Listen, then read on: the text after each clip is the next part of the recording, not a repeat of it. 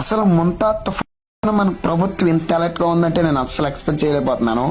ఈ టైంలో ఇది ఎక్కడ అనుకుంటున్నారు? కాకినాడ దుమ్ములపేట గ్రామంలో నుంచి మనకు జరుగుతుంది.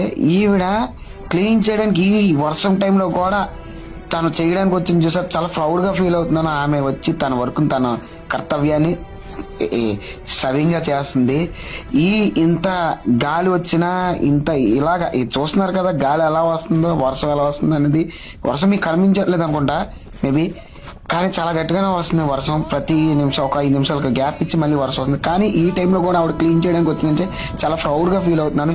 ఇంకోటి ఏంటంటే ఈ టైంలో కూడా మన ప్రభుత్వం అలర్ట్ అయ్యి ఎవరైతే సముద్ర తీరంలో ఉన్నారో వాళ్ళందరినీ బయటికి తీసుకొచ్చి వాళ్ళకి ఫుడ్ కానీ అలాంటి డొనేషన్ అలాంటివన్నీ చేస్తున్నారు. చాలా ప్రౌడ్ గా ఫీల్ అవుతున్నాను. ఈ ప్రభుత్వం చాలా మంచి పనులు చేస్తుందని. తుఫాన్ తీరం దాటిందిలే, వాళ్ళ బతుకులు వాళ్ళే చూసుకుంటారు అని అనుకున్నామంటే మన పప్పులో కాలేసినట్టు. ఎందుకంటే ఈ టైంలో కూడా మనకి వాళ్ళు అలా వండుకుంటారని మనకి టిఫిన్లు భోజనం కూడా ఈ టైంలో కూడా తెస్తున్నారు. తీరం దాటాక కూడా అప్పుడంటే మనం ఏదో తుఫాన్లో ఇరుక్కున్నాం అనుకోవచ్చు, కానీ ఇప్పుడు కూడా తెచ్చిస్తున్నారు చూసావా.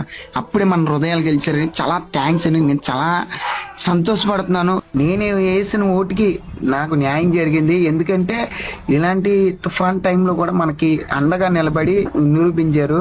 ఉన్న ప్రతి ఒక్క దగ్గరికి వెళ్ళి వాళ్ళని బయటికి తీసుకొచ్చి వాళ్ళకి భోజనం పెట్టడం అన్ని.